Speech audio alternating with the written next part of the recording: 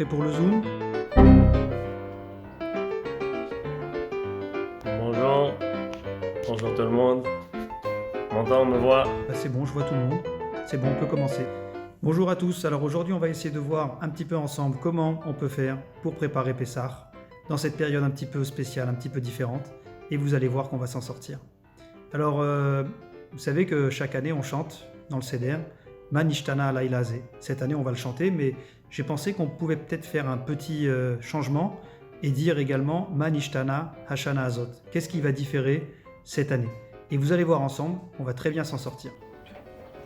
Merci Rav Marciano. Effectivement, la veille de Pessah, cette année mardi soir, nous devons effectuer la Bdikat Hametz, la vérification du Hametz dans toute notre maison. Nous aurons bien sûr bien nettoyé tous les endroits où habituellement nous trouvons du Hametz, comme le frigidaire, le four, etc. Ce n'est pas le ménage du printemps, il ne faut pas confondre. Mais alors, que ferons-nous de nos pâtes? Les brûler? Peut-être Rav Ochana pourra nous le dire? Alors oui, vous avez raison. En temps normal, nous devons brûler le Hametz pour le désintégrer. Mais vous pouvez également vous en débarrasser en le jetant dans la mer. Mais cette année, avec le confinement, tout cela risque d'être un petit peu compliqué. Alors, vous pourrez toujours dénaturer votre Hametz en le mélangeant avec des produits détergents, comme de la javel par exemple. Ou bien, vous en débarrasser en le jetant directement dans les toilettes. Si vous avez du Hametz de trop grande valeur ou un stock que vous avez préparé pour le confinement, vous ne devez pas vous en débarrasser. Vous pouvez simplement le vendre à un non-juif à travers un des centres Olami France le plus proche de chez vous. Là, cette année, je suis vraiment embêtée. Je me suis acheté une nouvelle vaisselle de Pessah, mais vu les circonstances, je ne peux pas la tremper au Mikvé. Bon, tant pis, c'est pas grave, cette année, c'est sans famille et sans belle table de Pessah.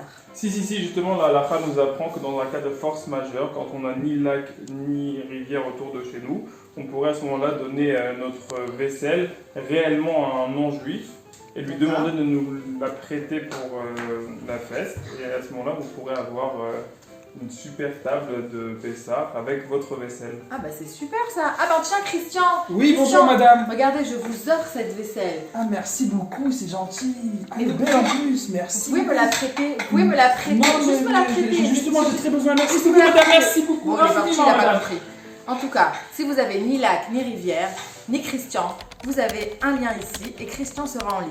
Mais vous savez, on n'est pas du tout obligé d'acheter des nouveaux ustensiles. On peut très bien utiliser ceux de toute l'année.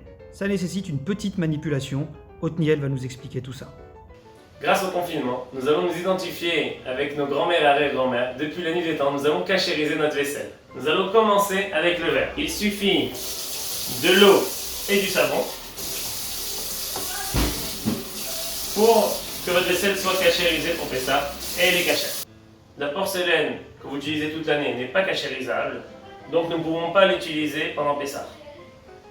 Les métaux, comme ces couverts ou des marmites, des plus petites marmites dans les grandes, doivent passer par de l'eau ébouillantée sur le feu pendant au moins 30 secondes, puis rincer à l'eau froide. Et il vous reste toujours la solution de la vaisselle jetable, solution préférée des femmes pour passer un bon Pessah. Voilà, on est enfin arrivé au soir du Seder. Et vous allez le voir, il y a plusieurs sortes de Seder, en fonction de votre niveau, en fonction du nombre de personnes que vous êtes à table. Mais ne vous inquiétez pas, tous les Sédarim ont strictement la même valeur aux yeux d'Hachem. L'essentiel, c'est de le faire avec joie, avec la simcha. Alors on va essayer de voir tout ça ensemble. Qui on a là-haut? Ouh là là, ça se bouscule là. Très bien.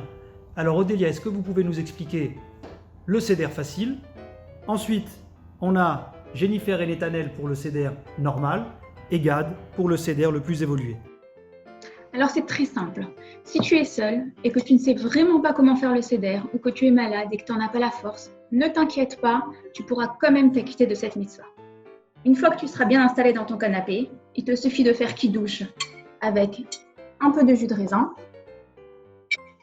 de manger un peu de matzah, environ une demi-matzah faite à la machine, et d'accomplir l'enseignement de Rabban Gamliel qui disait que celui qui n'a pas expliqué les 3 notions suivantes à la fête de Pessah ne s'est pas acquitté de son obligation, à savoir Pessah, Matzah et Maror. Si tu cliques sur le lien ci-dessous, tu pourras imprimer le texte complet avant l'entrée de Pessah. Et ensuite, si tu as un peu de temps et que tu en as la force, prends une Haggadah en français et essaye de lire le récit de la sortie d'Égypte. même un tout petit peu, ça suffit. Et maintenant, si tu veux faire un seder un peu plus élaboré, alors je t'invite à aller voir ce qui se passe chez la famille Cohen-Arès.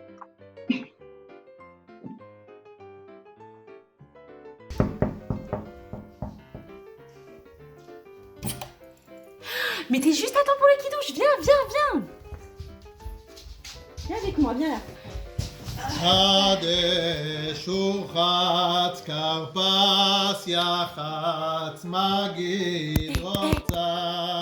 vas pas vraiment suivre ça pendant 1 heure, non?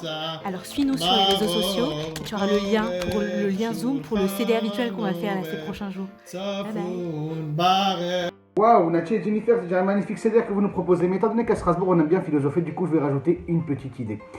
Au début de la Haggadah, on nous parle de 5 rabbins qui se sont réunis pour parler de la sortie d'Égypte. Pourquoi est-ce qu'on nous parle de ces 5 rabbins? Qu'est-ce qu'ils ont de spécial? En fait, il y en avait un qui était agriculteur, son père, il avait besoin d'aide, du coup, il n'avait pas le droit d'étudier. Il y en avait un qui était très riche, il y en avait un qui était très pauvre, il y en avait un qui avait commencé à 40 ans. Personne n'avait la même idée. Et pourtant, ils se sont tous réunis pour parler de la sortie d'Égypte. Du coup, ça nous engage à nous aussi. Quel que soit notre niveau, quelle que soit notre connaissance, et ben on a un devoir de nous prendre la tête et de nous réunir autour de la sortie d'Égypte.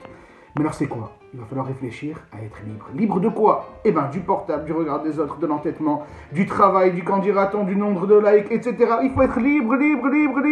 Oh là là, comment est-ce qu'on peut faire? Du coup, eh ben moi j'ai un conseil à vous donner. Venez étudier en par Zoom ou par ce que vous voulez. Ariel, tu peux nous donner juste comment est-ce qu'on peut faire? Bien entendu, Gad, rien de plus simple. Il suffit de contacter le centre Olami France le plus proche de chez vous, celui de votre ville ou celui de votre université. Et bien entendu, restez connectés à la communauté Olami France en nous suivant sur Facebook et sur Instagram. Alors mes chers étudiants, vous l'aurez compris, cette année est différente des autres. Mais ce n'est pas grave. Elle va nous permettre d'avoir un regard peut-être un peu différent sur la fête de Pessah. Un petit peu plus profond, nous poser les bonnes questions et toujours dans la joie. Et j'espère, Bezrat Hashem, vous retrouver très bientôt physiquement autour de grands événements. En mon nom, au nom de l'équipe de Olami France, nous vous souhaitons un excellent Pessah, un Pessah joyeux, un Pessah kasher vesameach. À bientôt.